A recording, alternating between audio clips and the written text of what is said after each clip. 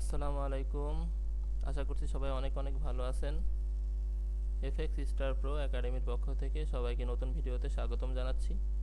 তো আজকে আমাদের ভিডিওটা হচ্ছে আজকে সারাদিনে গোল্ড মার্কেটের মুভমেন্ট কেমন হতে পারে, মার্কেটের বাই জোনগুলো কোথায় আছে, মার্কেটের সেল জোনগুলো কোথায় আছে, একটা জোন ব্রেক হলে মার্কেট কোন জায়গা পর্যন্ত যেতে পারে। সো এটা হচ্ছে 5 মিনিটের টাইম ফ্রেম এবং আমরা যে অ্যানালাইসিসটা করছি, এই যে যেটা দেখতে পাচ্ছেন এই ইন্টারফেসটা, এটা হচ্ছে এক্সনেস ওয়েব টার্মিনাল।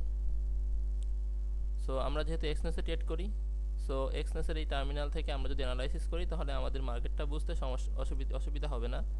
মার্কেট আমরা খুব ভালোভাবে বুঝতে পারবো, কারণ ট্রেডিং ভিউতে আসলে সঠিক মার্কেটটা আমরা অনেক সময় খুঁজে পাই না। তো এই জন্য আমরা চেষ্টা করব সবসময় যে এক্সনেস ওয়েব টার্মিনালটা ব্যবহার করতে, এখান থেকে আমরা অ্যানালাইসিস করতে। সো আমাদের ফার্স্টে মার্কেট এখন আপ ট্রেন্ডে আছে। আমাদেরকে আমরা যদি প্রিভিয়াস মার্কেটগুলো একটু ফলো করি, গতকালকে মার্কেট কোথায় ছিল, মার্কেট কোন পর্যন্ত নামছিল, মার্কেট 2880 পর্যন্ত কিন্তু নেমে গেছিল।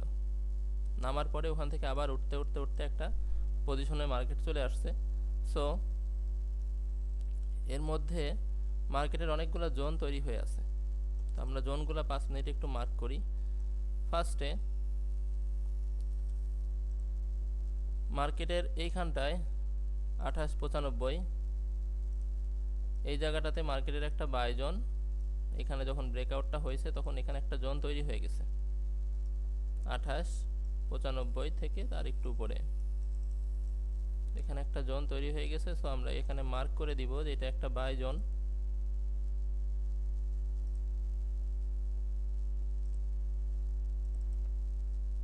আমরা হচ্ছে এখানে বাই জোন মার্ক করতেছি, এটা হচ্ছে মার্কেটের বাই জোন।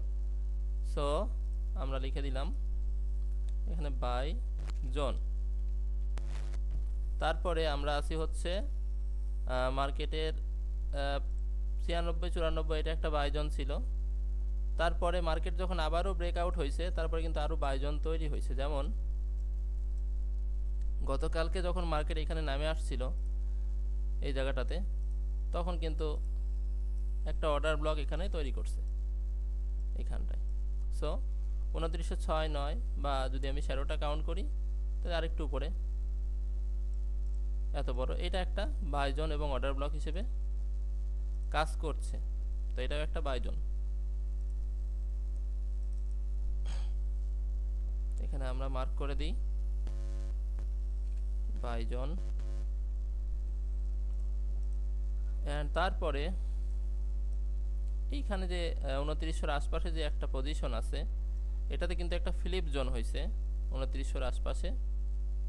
সো এটাও কিন্তু একটা বাই জোন হিসেবে কাউন্ট হবে এবং এখানে একটা সাপোর্টও আছে এই জায়গাটাতে।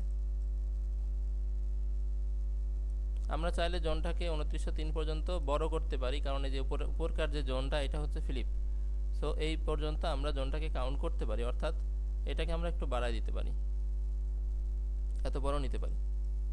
যদি আমরা সাপোর্ট এবং সব কিছু একসাথে কাউন্ট করি তাহলে পরে আমরা এই বাই জোনটা একটু বড় আকার, মানে দেখতে যাতে বড় হয় বা জোনটা যাতে বড় হয় সেভাবে আমরা এটাকে কাউন্ট করতে পারি।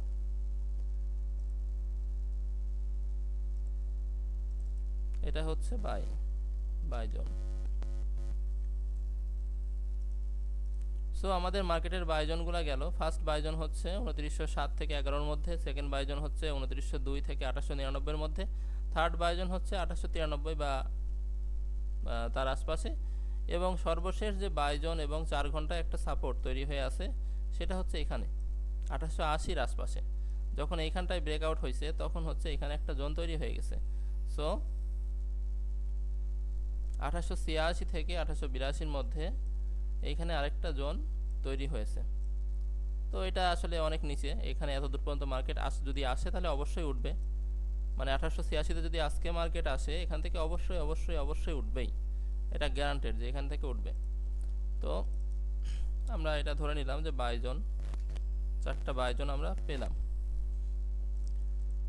এখন সেলের জোনগুলো আসলে কোথায় আছে দেখেন, মার্কেট কিন্তু কালকে একই জায়গা থেকে অনেকবার ডাউন হয়েছে, যেমন 2900, 15, 16 এই সমস্ত জায়গা থেকে বারবার ডাউন হতে হতে এখন আবার ওই জোনটা ব্রেক করে উপরের দিকে অবস্থান করছে।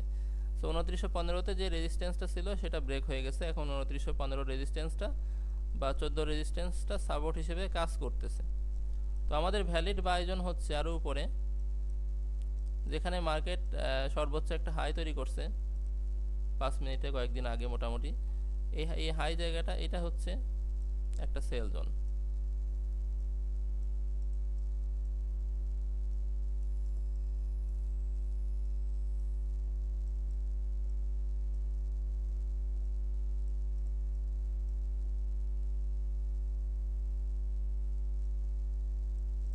এই জায়গাটা হচ্ছে মার্কেটের সেল জোন।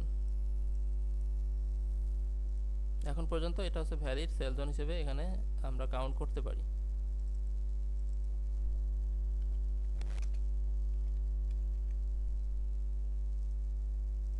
তারপরে যদি এই সেল জোনটা ব্রেক হয়ে যায়, এটা যদি 5 মিনিটে বারবার কিন্তু এই জোন থেকেই মার্কেটটা ঘুরে আসতেছে, তো যদি এই জোনটা ব্রেক হয়ে যায় তাহলে আমরা পরবর্তী সেল জোনটা কোথায় পাবো? পরবর্তী সেল জোনটা পাবো হচ্ছে এই সোজাসুজি 42-এর আশপাশ দিয়ে।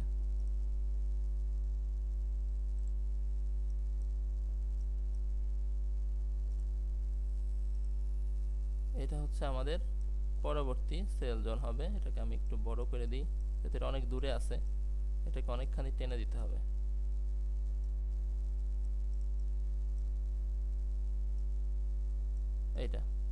এটা হচ্ছে সেল জোন।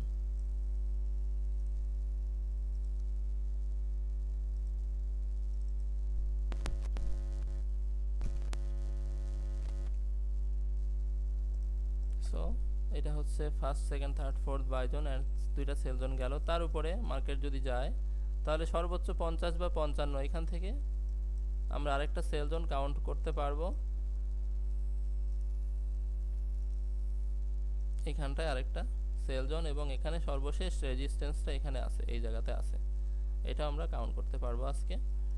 যদিও আমার মনে হয় না যে মার্কেট এমন কোনো সম্ভাবনা আছে যে মার্কেট এত উপরে চলে যাবে। আমার মনে হয় যে মার্কেট 30-এর আশপাশ থেকে আবার নিচের দিকে একটা মুভমেন্ট দিবে। 50 বা 40 পার করা এখনই সম্ভব নয়, এটা আমার পার্সোনাল অপিনিয়ন, বাট ফরেক্স মার্কেটে সবসময় সব কিছুই হতে পারে। সো তো এইভাবে আমরা জোনগুলো পেয়ে গেলাম, আমাদের বাই জোন এবং সেল জোন কোথায় কোথায় আছে আমরা কিন্তু এভাবে দেখাই দিলাম। সো আপনারা দেখবেন এবং এই জোনগুলো মনিটর করবেন, সেল জোনগুলো কোথায় কোথায় আছে, বাই জোনগুলো কোথায় কোথায় দেওয়া হয়েছে, এখান থেকে আমরা বাই নিতে পারি, সেল জোনগুলো থেকে আমরা সেল নিতে পারি। যারা মার্কেট মোটামুটি বোঝেন এবং অনেক দিন ধরে মার্কেটে আছেন, আপনাদের সুবিধার জন্য জোনগুলো এখানে মার্ক করা হলো। এছাড়া যখন মার্কেট আমার সুবিধা মতো জোনে যাবে আমি অবশ্যই ওখান থেকে সিগন্যাল দিব, ওখান থেকে গোল্ডে বাই বা সেল জোন অনুসারে আমি সিগন্যাল তো অবশ্যই দিব।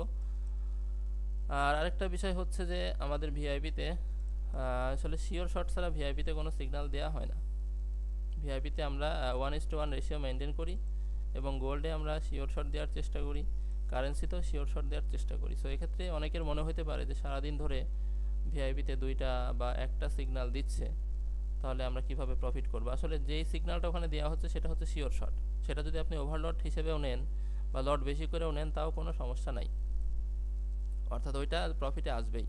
শিওর শর্ট যেটা দেওয়া হচ্ছে ওইটা প্রফিটে আসবেই, ওইটা মিস হওয়ার সম্ভাবনা 100-র মধ্যে 2%।